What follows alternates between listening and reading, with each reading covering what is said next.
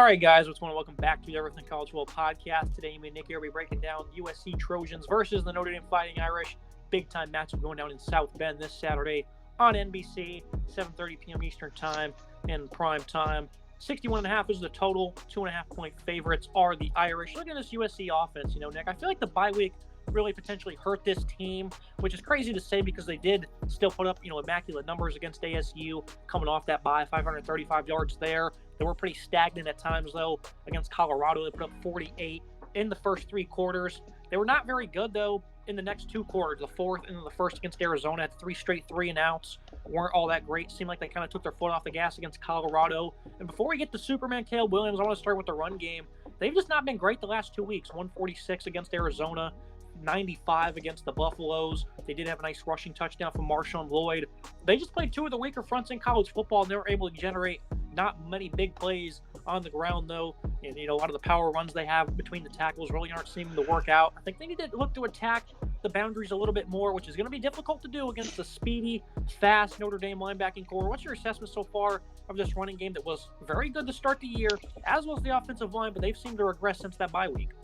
They have regressed since the bye week, which is disappointing if you're a USC fan. So far this season, they have 168.2 yards per game on the ground, which is not a bad number compared to other programs. Notre Dame's at 171 for comparison. So these two teams are very, very similar in terms of running the ball overall profile. But like you said, the last two games, it's been very stagnant. They've struggled on the ground. They struggled against a weak Arizona interior where they really could have a good opportunity to pick up a lot of yards in a game that was way too close for comfort for USC playing Arizona this past week and escaped in triple overtime due to some lucky moves by, their star quarterback, Superman Caleb Williams. Lloyd, for his part, has been having a good season in general, right? 519 yards on the ground, 7.7 yards per carry, and 4 scores. But he hasn't gotten a whole lot of touches, 67 touches overall, which is why that yards per carry number is up in the 7s, where, he doesn't have as many touches that might drop the number. Austin Jones is at 163 yards so far this season, 6.5 yards per carry, 4 scores. Another guy that's not getting a lot of touches at 25. They really seem to be struggling to find that momentum running the ball. Definitely as of late, they don't really seem to have a good rhythm on the ground, and that can certainly be an issue against what is a good secondary here for Notre Dame that's proven to be a decent secondary at times this season. Yeah, Marshawn Lloyd, 519 yards rushing, 11 attempts a game, over 86 yards. That's a pretty fair number right there. They certainly need to get the ground game going here. It's going to be tough against a good Notre Dame defense. And you don't want to talk about Caleb Williams. Currently probably the Heisman favorite. Really struggled this past week after some great efforts against ASU and Colorado. 6 touchdowns against the Buffaloes. 56% completion rating, only 214 yards, 1 touchdown through the air. Had 3 on the ground where he continued to be amazing for them. Really carried this team with his other abilities. They were in 7 defensive back sets. Arizona, they don't really have the greatest of talent. I thought it was an F-rated defense coming into the year, but they were dialing stuff up. Johnny Nansen really had this team's number. That speed was really not able to get exposed. And the best way to counter that is to run the ball, and they couldn't do it, Nick, and that led to Williams struggling through the air. Not really any fault to his own, even though he didn't play this greatest game through the air himself. This was just not great. And obviously Notre Dame, they're not going to be running out there with 7 defensive backs, but you would like to see that speed get back to being used through the air for USC. I don't think this passing attack is going to be down like that. Again, because not many teams are going to run that type of set. But it certainly had them phased, Nick, and Williams, he really had to step up. Hasn't did much this year on the ground. Obviously, they're trying to keep him healthy. He's up to 6 rushing touchdowns now after putting up 3. One was in overtime, another one at the goal line where he just muscled his way in. And that 2-point conversion they called, it was designed for him to be one-on-one with the defensive back. That's all it was going to be. That's what the design was, and he ended up winning that battle, Nick. That is an incredible play call, especially in overtime where these 2-point conversions can really end your season. That is wild by Riley and his crew. That's how much faith he had in this quarterback, and maybe not so much faith in the rest of his team. It's a gutsy play call, but I like the play call there. You know what you got to do in overtime. You got to pull something out of the back page, something you don't really use that often. They draw up this play, like you said, a one-on-one with the safety or a defensive back there. He gets the nice matchup he wants. He just beats the defender and gets the job done. A nice move for him, and then obviously they get the stop on the next 2-point attempt by Arizona to win the game. I think that was a great play call, gutsy play call, but I like what they drew up there. I think it's a good idea for them to draw that up. Williams, obviously, like you said, you want to avoid running him if possible. You want to keep him in the pocket as much as possible, considering the injuries he had in the past. Right now, he's at 124 on the ground, 3.3 yards per carry, and 6 scores, which the yards per carry is not a number that's really concerning me at this point. I like to see him continue to stay in the pocket. The passing, obviously, is fantastic, right? 119 completions out of 166 attempts, 1,822 yards, 22 touchdowns, and 1 interception for Caleb Williams so far this season. Obviously, you knew what you're going to get out of the reigning Heisman MVP or Heisman winner, and you want to see him continue to be in the pocket and complete those downfield passes, but he's got to be able to stand there and not take hits. The offensive line struggled against Arizona. It struggled against Colorado at times as well, and Arizona State as well. You got to protect your star asset here. You got to make sure he's upright. This Notre Dame interior got after Kyle McCord in the Ohio State game on a few occasions. It got after Riley Leonard in the Duke game. So this is a big opportunity for them to get that nice matchup and really challenge and get after Caleb Williams, make him uncomfortable. And the Irish did a good job defending the Ohio State receivers, not so much on third downs, where I think they had 10 conversions. Much more speed here, I think, for the Trojans. Taj Washington, Brendan Rice both have 21 receptions for 430-plus yards. Have both found pay dirt, are combined 12 times. Mario Williams, his hands have not been great this year. Did have big conversion overtime, so he was able to step up there. Has not been a great playmaker overall this season. Zachariah Branch, he's been out the last 2 games. Sounds like an ankle injury there. They certainly need him back. He's one of the most electrifying players in college already. As a young true freshman, Dorian Singer, not many receptions, only 12 for $157 and 3 scores. Kyron Hudson as well. They're certainly not spreading it out as much as you would anticipate. I mean, they don't really need to put up great numbers in the receiving core, Nick. So even though what we read outside the top 2 guys isn't all that spectacular, if these guys are fully healthy, they have plenty of dudes to dish it out to. Branch, we're going to monitor him all week. But other than that, I think Williams has plenty of guys to throw it to. They have some nice speed, something the Buckeyes I don't think have as much of, but they obviously have tremendously more talented players, I'd say, at those positions. So they're going to look to try and free these guys up with some different concepts. I think they're going to look to get vertical a lot, something the Buckeyes didn't try to do because obviously a young quarterback is like 5th career start, big-time road opportunity there for him. So that's why the Buckeyes didn't really open up the playbook as much. Not going to be the same luxury here for the Irish defense.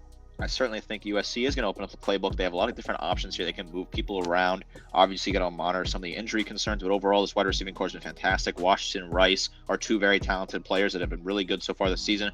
Williams got to work on his hands, like you said, but he's still having a decent season. Branch, he's a really talented player if he can be fully healthy and be able to attack after it.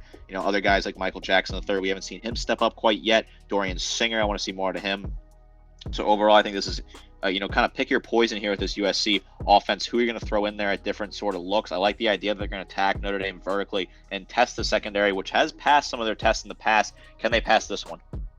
Looking at this offensive line quickly, Jonah Moheim at left tackle has been good. Justin Dedich at center, Kingston and Pregnon at the guard positions. They've been pretty good for the most part. Michael Tarquin at right tackle the last 2 weeks, though. He's really struggled again against some teams that really don't have that great of pass rushes. He's been getting, beat up on some of these plays. So those are guys. That's a guy that's gonna have to step up. This O-line has a big test ahead of them. Looking at the Notre Dame offense, Nick, coming into the season, we figured Sam Hartman would give them that added dynamic. They would have much more balance, and they certainly have. You've seen that early on in the season, even against Ohio State, despite having only 175. Hartman was efficient, protected the football. They were able to have a handful of 20-plus completions, 20-plus yard completions, that is. And they have more explosiveness in this passing game, but it's starting to wear off. You've seen it against Duke, only completed 50%, didn't have many big plays. Mitchell Evans really had to bail them out. Against Louisville, we talked about that turnover bug, at Wake Forest, where it seemed to be, I think the average was almost 1 per game over his, 4 or 5 year career there. 3 picks this past game against Louisville. It finally got to him, Nick. Didn't end up having 2 touchdowns. Late in the game, playing from behind, they were able to start cooking some things up. But for the most part, they weren't able to. Hartman, I wonder where his confidence is. This is a passing attack that, again, they started hot, haven't been so good as of late. Evans, of course, though, his emergence has been phenomenal. He figured that tight end position would not be down long for them. Holden Stays as well has been productive for them, the backup tight end. Chris Tyree, Jaden Thomas, Jaden Greathouse. They've been dishing out the ball well. They still don't have that great speed, and that's something we have alluded to all season long when talking about this team is, they have these explosive pass plays. When they face the tougher opponents, even if it's a bad USC defense, it's going to be hard to generate, especially if you got people in your face. I agree. I think that the speed is certainly causing issues. Notre Dame fans have ragged on me for picking Notre Dame to lose the past 2 weeks. I picked them to lose to Duke. They barely got away with that one. I picked them to lose to Louisville, and they lost to Louisville on the road, right? So I certainly think that I had saw something that was coming. I said in both of those previous picks that I thought that Sam Hartman's interceptions would come at some point. I said they'd happen in the Duke game. They didn't quite get there. I doubled down and said they'd happen in the Louisville game, and I was right. somewhat I got to give myself a little credit there. 3 picks is really bad from Hartman. 3 bad turnovers, which cost the team the game. A really disappointing performance from him. Also a fumble as well from Notre Dame, which certainly is not helping them as well. He lost that fumble, so 4 total turnovers for him in that game against Louisville on the road. You can't be making mistakes like that against a really talented team in the Cardinal. Outside of that, Hartman's been good, right? We've been happy with his performance before that. I think the 16 touchdowns is a good number, 1,700 yards passing, 65% completion percentage, good numbers for him. They do lack that big vertical speed presence. They've really been hitting the tight end a lot. That's been their top receiver, Mitchell Evans, who is a big physical tight end, 15.6 yards per catch. But they seem to lack that other weapon, which I think is the one thing that's kind of holding this team back, is they have the good running back room with Estamine leading the way. They got the big physical tight end. They got the nice quarterback in the pocket, but they're missing that really standout wide receiver that would make this team a home run team. They're really having troubles there, in my opinion. Yeah, and he can certainly hammer you downfield if given the opportunity. Has enough arm strength, has some good accuracy downfield. And like you said, Estimate leading a great ground game, almost 100 yards per contest for him, 692 this year, 7 touchdowns. 3 other freshmen have 20-plus carries. So they have a nice backfield. They like to dish it out a little bit. Jeremiah Love being that mainstay as the number 2. They're completely upended, though. You talk about Hartman, 4 turnovers. He wasn't the biggest reason why they lost, I don't think. 44 yards rushing, 28 attempts, less than 1.6 yards per carry. This is not where they want to be one bit. And this run game gradually got worse over this 3-game period, Nick. 176 against Ohio State. They got shut out in the first half there. A bulk of that came in that third quarter where they were on the field for a good bit. So they're able to wear down, on the Buckeyes there. 159 against Duke. They did average almost 5 yards per carry. But, again, they want to be in that 200-plus, 250-yard range to really establish that emphasis balance they want, especially against these tough opponents. And then, again, less than 50 this past week. They got nothing going. The interior offensive line have been critical of them in the past, saying maybe it's, a bit of a below average or average unit. Zeke Corral thinks a phenomenal center. But Pat Coogan, Rocco Spindler at guard. These are guys I figured might cause them some issues at times, and they were not good at all against Louisville, a team that themselves doesn't have a great front. So you want to talk about USC struggling to run the ball. Notre Dame, they just struggled to run the ball against a pretty similar front themselves, Nick. So I'm very concerned about Notre Dame here. This is a matchup they want to exploit. A bad USC run defense, but I think their confidence might be shot a little bit. I think Marcus Freeman is going to have to get these guys in tune, though, because they're capable of doing so. But after what I saw last week, I have some doubts. I think this is certainly an issue for this team. I do think Notre Dame has a good offense overall, but their running game has just been poor over the past couple weeks, like you said. Again, they started off the season very hot, but now they're down to 171 yards per game, and like you ran the numbers there, they're struggling to win the battle on the offensive line. They're struggling to get the ground game moving. They really need to find a way to make this work. This is not a very good defensive front from USC, so if you're a Notre Dame fan, that's something you can certainly take positively, is that, hey, these guys are not that great. They've gotten gashed in the last couple of games. They're going to have to find a way to get Estamine to get big runs and gave the ball to Love as well and get him some involved as well. They're going to have to find some success on the ground and make sure they can limit the possibility that Hartman makes a bad turnover. Yeah, the best thing you can do is just run behind Joe Alt at left tackle. He's having an elite All-American-like season.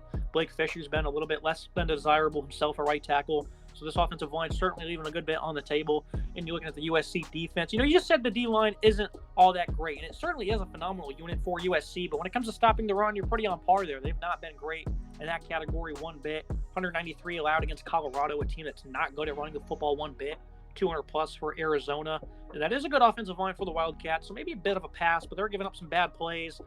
This is a phenomenal front for USC, though, led by Bear Alexander. A handful of these transfers have really been stepping up.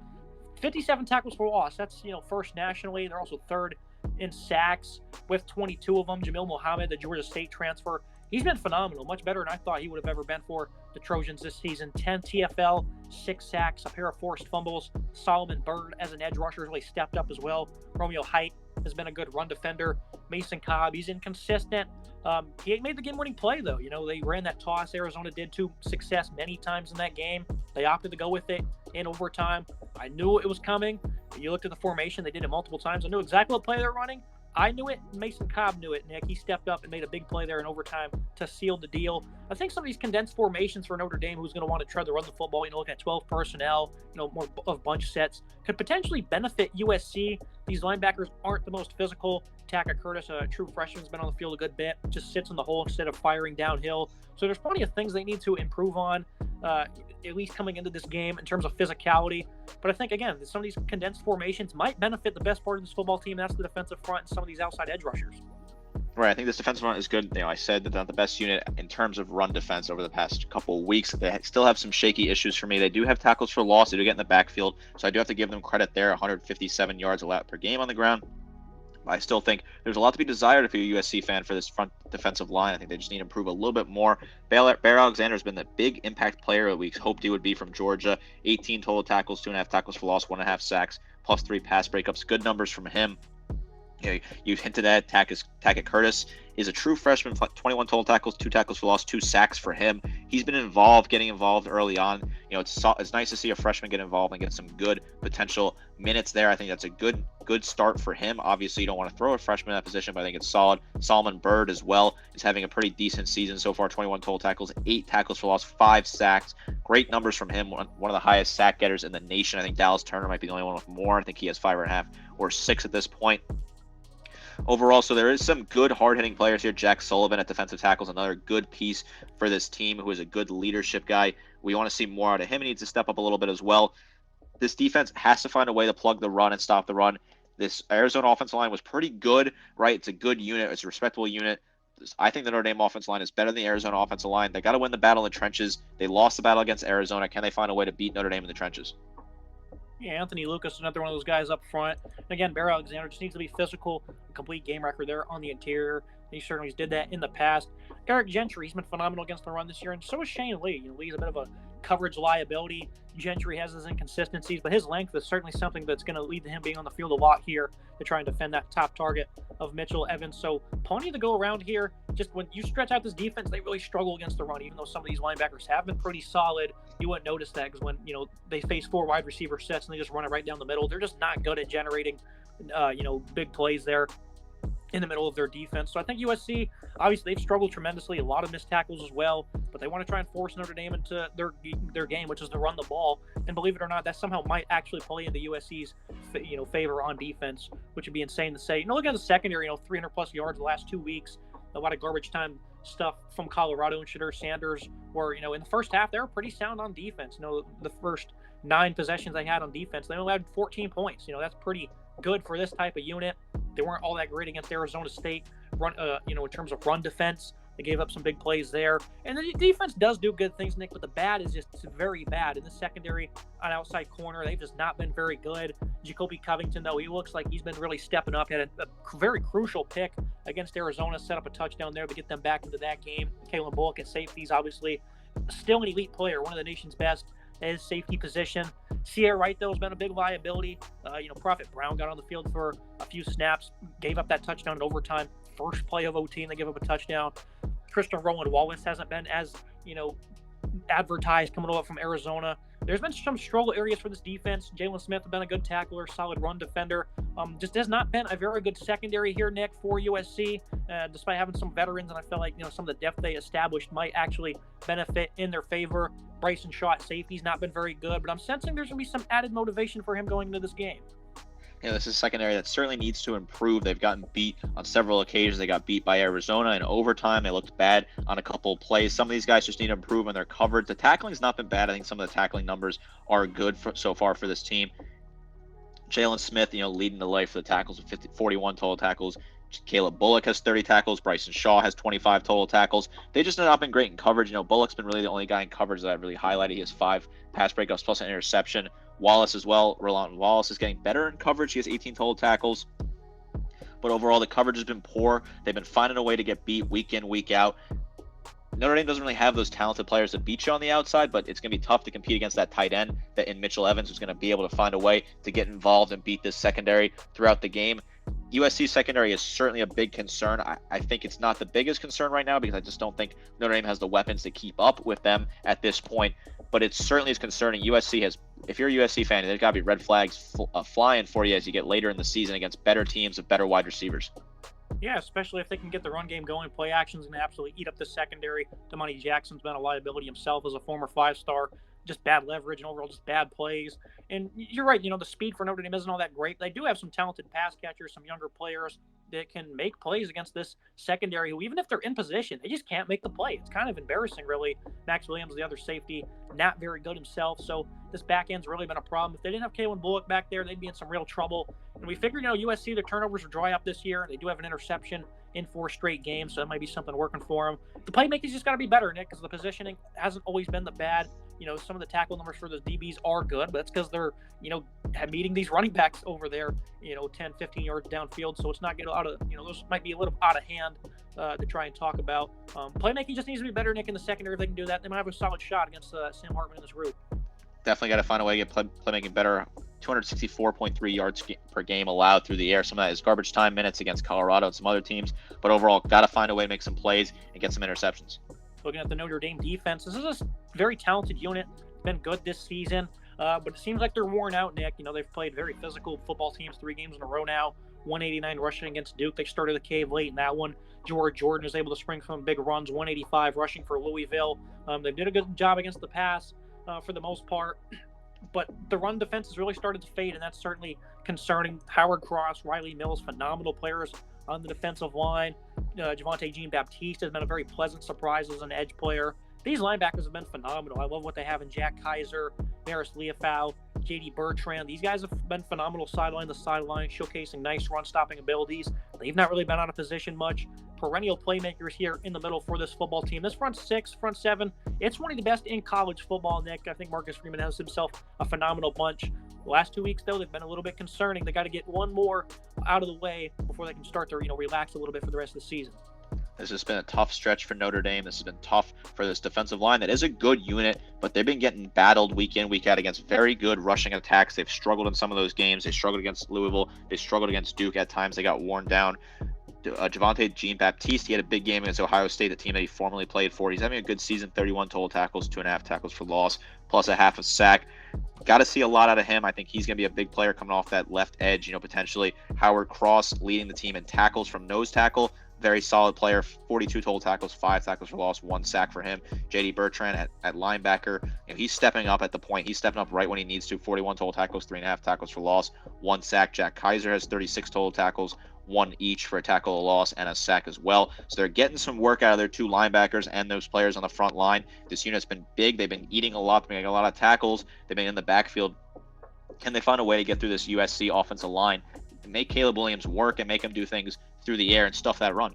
Yeah, like you said, the important stuffing the run for USC's offense. The secondary, they've been a pleasant surprise. They're very good against Ohio State. Obviously, for the young quarterback McCord, tough situation to walk into against this type of defense. He ended up answering the call, though, at the end of the day. Again, they had a numerous amount of third down conversions, but they weren't giving up big plays.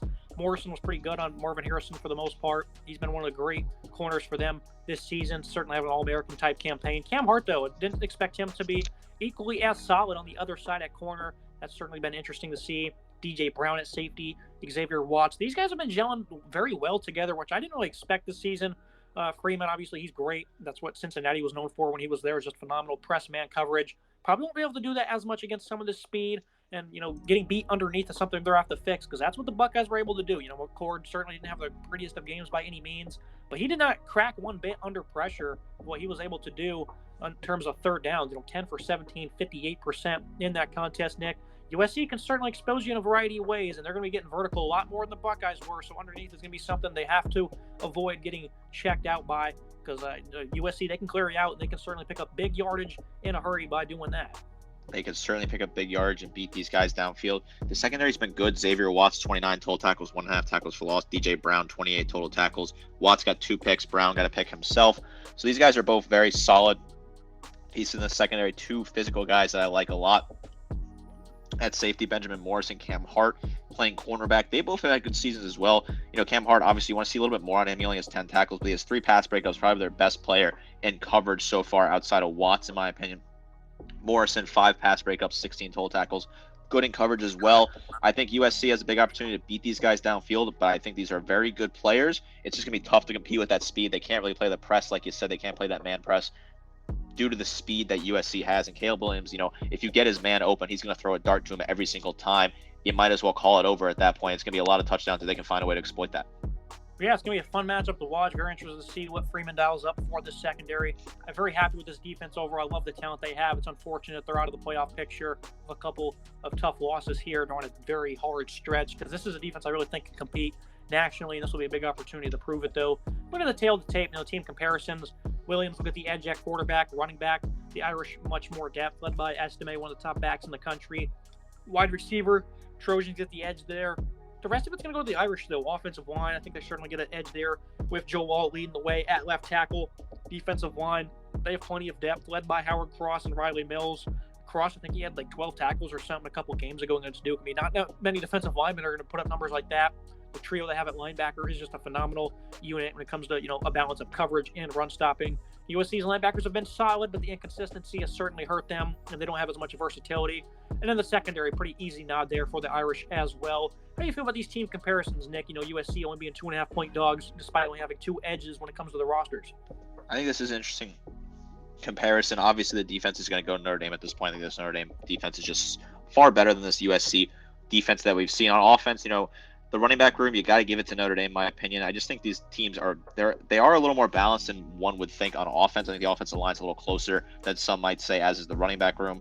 It's a very interesting matchup comparison when you look at it. I think USC does have the leaps and bounds better quarterback and better wide receivers. I think are the two keys.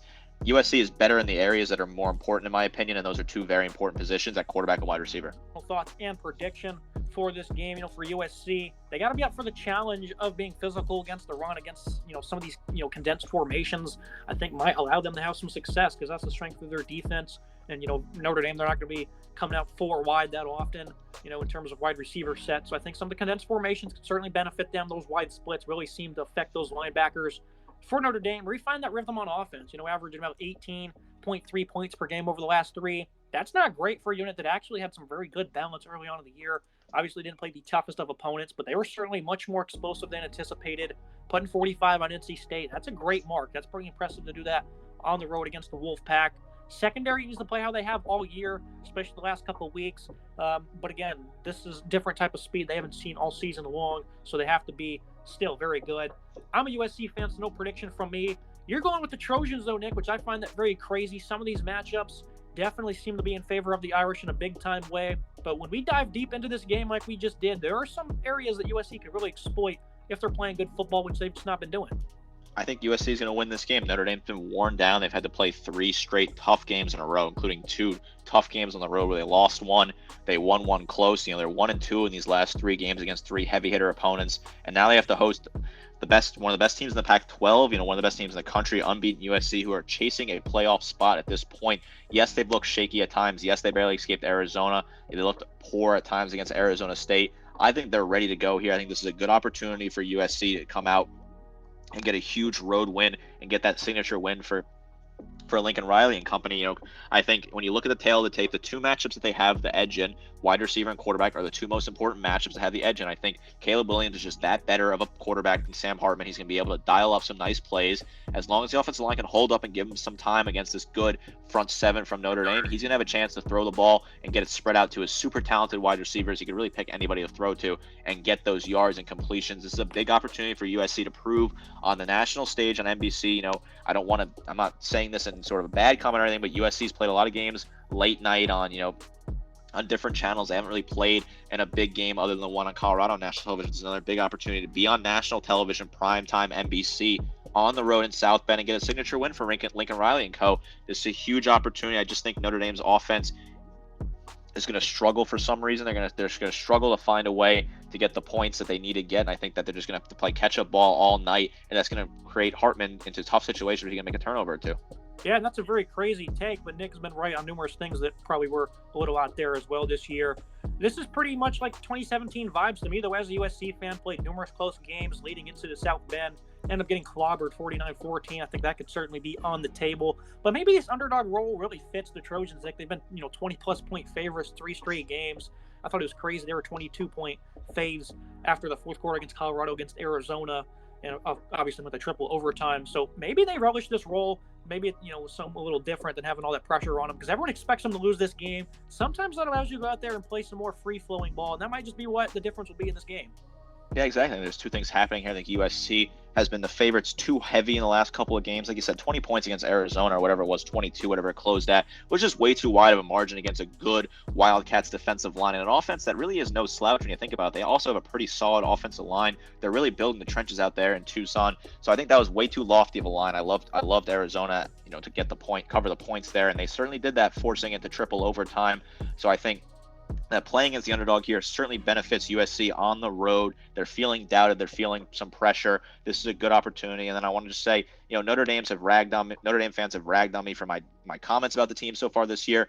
I picked them to beat Ohio State. I was pretty close. They were a goal line stand away from that getting to happen. I picked them to lose to Duke. Duke could have very easily won that game. Notre Dame put together a great drive, and I give Sam Hartman all the credit in the world for getting that game-winning drive there. But I picked the Cardinals last week, and they definitely won that game. And I said that Sam Hartman was going to have a turnover issue against Louisville. They have a very good secondary that can read him very well. They have experience playing against him from his days at Wake. And what happened? That's exactly what happened. He got the job done. The Cardinal defense that has got the job done. They threw Hartman threw the picks, and they won the game. It's no disrespect to Notre Dame. I think they're having a good season with a great coach in Marcus Freeman, but I just don't see a way they win this game right now. They're down, they're out, they're tired. They got to play a tough team in USC here. Yeah, certainly bold take there. See how this one goes. Big time things on the line for both programs, mainly USC, who is looking to make the playoffs. That's going to be it for today's episode. As always, Nick, appreciate you joining me with some good analysis. Yeah, I'm absolutely looking forward to this game. This is a great national television matchup of two historic rivals and a great rivalry. Make sure you guys like, comment, subscribe. See you next time. Yeah, Notre Dame fans can fucking